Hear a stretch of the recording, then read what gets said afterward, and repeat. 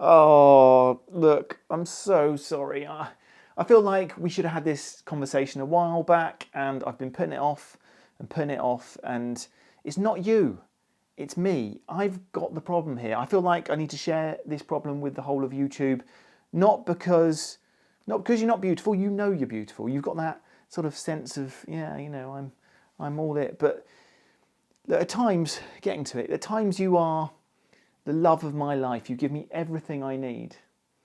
And other times you just, well, look, I'm sorry, you're just not enough. And I just keep wondering and thinking, is this it? Should we move on? I mean, what do you think? I feel guilty now. I feel like I've gone too far. It'll be okay. Let's get back together and let's review this speaker.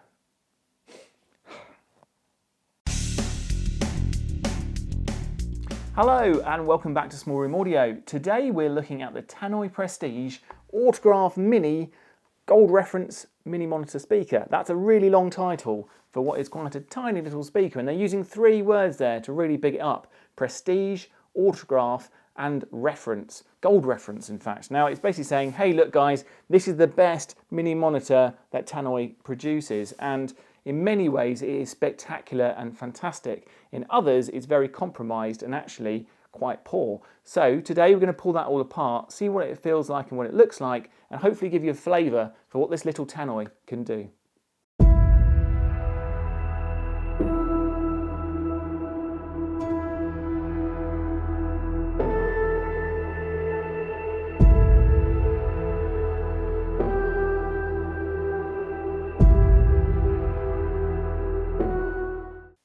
Okay, so how much does it cost first of all? Well, I've seen it advertised at a range of prices from £2,500 all the way down to what I paid, which was £1,100 on offer from a UK retailer called Peter Tyson. So I definitely advise that you shop around. In terms of build quality, it's very high. It's made of walnut and it's an oil walnut finish, which is of good quality. But there's a big eyesore in the room for me, an elephant which I cannot dismiss, and something which I don't only dislike, I practically hate it, and that is the grille material. It's made of oatmeal colour, and it looks to me like it belongs basically in Granny's pants drawer. It is horrible. I mean, this will be very subjective, right? Maybe you're looking at it thinking, that is a beautiful grille. I'm looking at it thinking, that is a horrible grille. And maybe, just maybe, Tannoy as a Scottish company, why didn't they just say, well, let's have some tartan, maybe some blue tartan or some red tartan, something kind of a bit more modern, but yet traditional at the same time. I'm thinking to the likes of, I don't know, the Volkswagen Golf GTI, how they use kind of tartan to accent their seats and their cars. Well, why don't they do a similar sort of thing for Tannoy here on the front? It's very dowdy and, you know, not to my taste anyway. They also use it to accent the side of the speaker here as well. It works much better as an accent, but for that block of oatmeal, not a fan. Do quite like the gold badge at the top. That's kind of a nice touch. Now this for me is the caterpillar to butterfly moment as we take the grille off. It's stuck on with quite strong magnets, so I'll just try and prise it off. Here we go. Now, you ready for this? We've gone from I'm really ugly to ta-da! I am beautiful. Look at that. It's a completely different feeling for me now. This looks smart as you like. Gold trim around the woofer, gold sort of horn, tulip tweeter there in the middle, concentric driver, of course, the Tannoy style. And then you've got a laser engraved gold reference symbol down the bottom there, and then this lovely gold plaque, gold coloured plaque down the bottom. It's obviously not real gold because otherwise it'd be worth a little bit more than £1,000. Just says Prestige Gold Reference Autograph Mini Tannoy with their logo. That is smart. That says I am a very high quality, well made, well presented mini monitor speaker, and frankly, if I never see that oatmeal grille ever again, that's fine with me. Moving on. As I said, we have got a little bit of oatmeal around the sides. I can cope with that as an accent.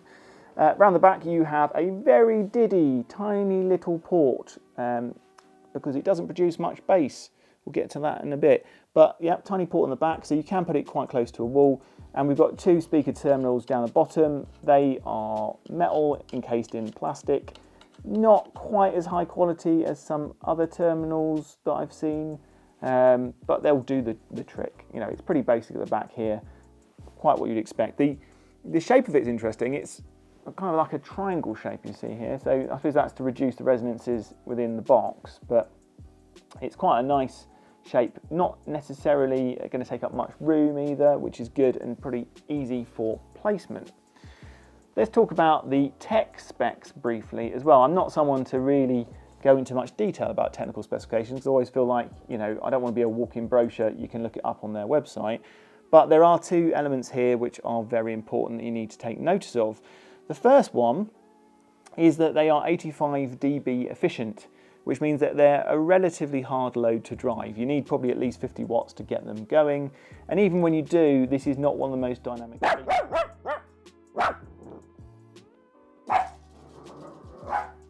That's just a dog agreeing with me. Yeah. So as I said, when you do get them going, they're not one of the most dynamic speakers in the world.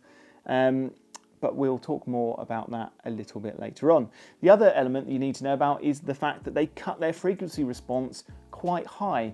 So they don't produce a lot of bass, but the average frequency response of most modern monitor speakers tends to be anywhere from class leading 40 Hertz up to what you might say is average, you know, 50 to 70 Hertz.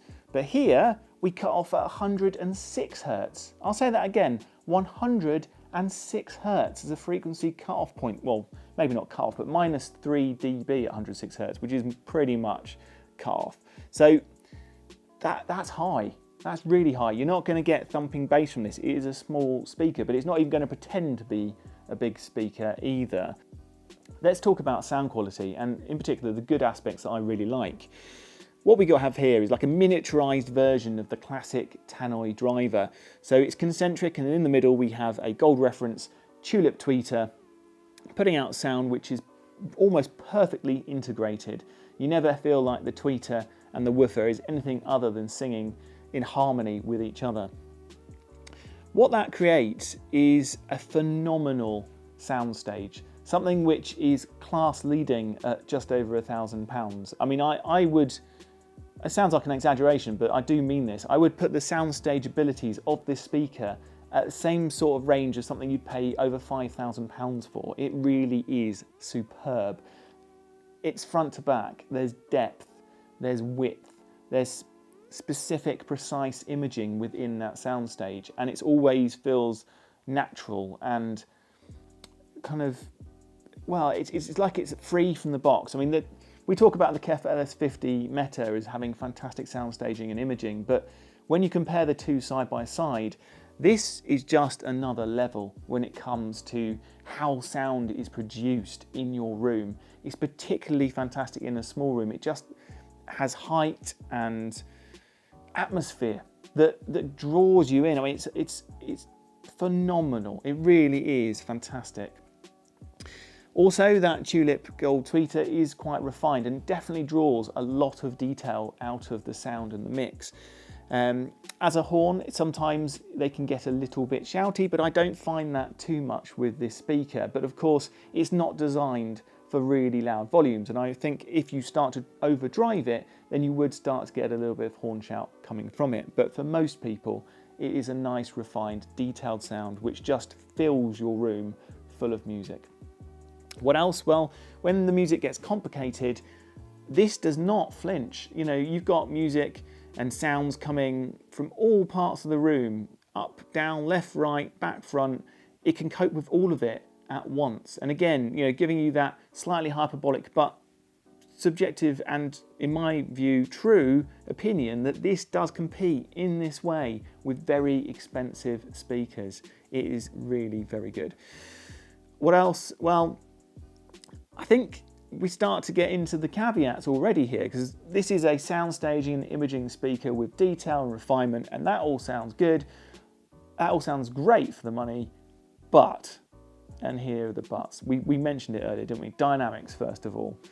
This is not a dynamic speaker. If you want to get that swell of emotion in orchestral music, or you want to really get a bit of thump from hard rock, or just kind of get some grunt and get up and go, this speaker will not give it to you. It is not a dynamic speaker. Even when you're ploughing it with lots and lots of power, it's not going to give you something like a Klipsch. It won't give you something like a KEF LS15 Meta that I mentioned earlier. It won't give you as much heft as even those little neat Iota speakers that we reviewed last time out. In fact, they are a lot more dynamic than these speakers.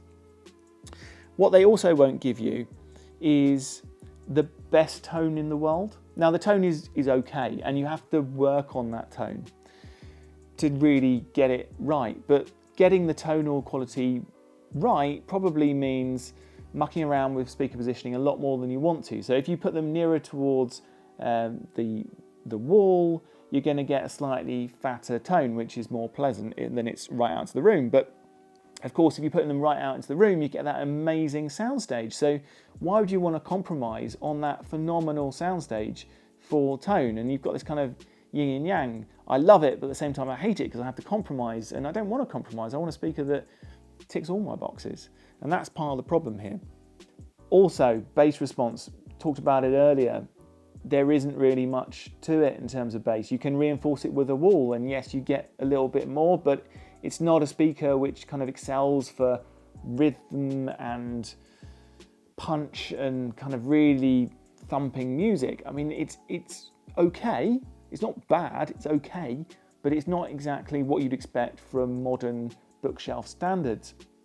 So you have to, in my opinion, get a subwoofer to go with it. And it's not that easy to integrate. Again, referencing the neat Iotas I had last time out, very, very easy to integrate with a subwoofer. This cuts off so high that, frankly, you're asking the subwoofer to do an awful lot, and trying to get it to integrate properly is pretty difficult. If you go up to about 106 Hertz with a subwoofer, it can get a little bit boomy, particularly in a small room. If you decide to set your subwoofer at, I don't know, 70 Hertz or 80 Hertz, it will feel like it's integrated a lot better. But then you've got a small gap in the frequency range, and you can notice it on some tracks, and it's annoying. This speaker annoys me because it really makes me work hard to get good sound from it. But when it sings, and when it's doing its soundstage imaging aerobics, it's just like blows your socks off. So, you know, you just need to know that it's definitely a compromise here. There isn't an all-round kind of aspect to this speaker. I probably also wouldn't recommend these for desk listening and near field. They do sort of work in that way, but for my personal preference and taste, I find that the little horn there is a bit much for my lug holes that close. This is a perfect kind of option really for midfield small room listening, where you want to get huge atmosphere, huge imaging, huge soundstage, where you're not too bothered about dynamics, you're not a tone snob, and bass can be supplanted by a subwoofer. I think that's probably the best way of describing it. The final thoughts? This is either 10 out of 10 or 1 out of 10 for you. It depends what you value, right? For me, I've got big old Klipsch speakers if I want dynamics and I want to have a party. And I've got these that I keep and own myself if I want to hear a room and see what that sounds like. So I've got options. And I think if you are in a position where you want different flavors for different days, absolutely get these. If you want an all-round speaker, you want something that has bass, that does good imaging, good soundstage for a similar sort of price point, you have to be looking at either a more analytical option, which is your kind of KEF LS15 Meta, or a more musical option like the neat Iota Alphas, which we are yet to review, but I can sneakily tell you they are very, very good. This is very much a niche option, but I like it. I like stuff that sort of stands out from the crowd. I won't lie. I think, you know, it looks great. Don't mention the oatmeal. And it sounds completely world class in its own way, but don't expect it to do all things in all ways perfectly. You're gonna have to accept it's not 100% on everything. If you liked today's review, please do like and subscribe. It would be fantastic to have more of you on board. And I reckon when we get to around 5,000 subscribers, I might even invest in its big brother, the Tannoy Eaton, and see how that sounds. Anyway, see you back here very soon.